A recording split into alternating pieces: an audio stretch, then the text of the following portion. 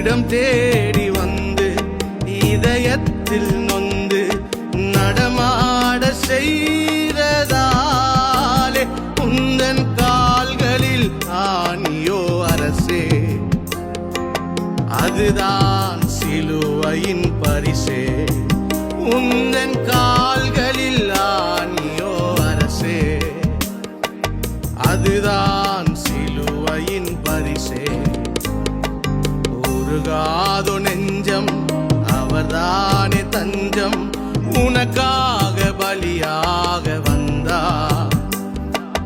கலங்காதோ கண்கள், வலியாதோ கண்ணீர், கல்வாரி காட்சியை கண்டு, கல்வாரி காட்சியை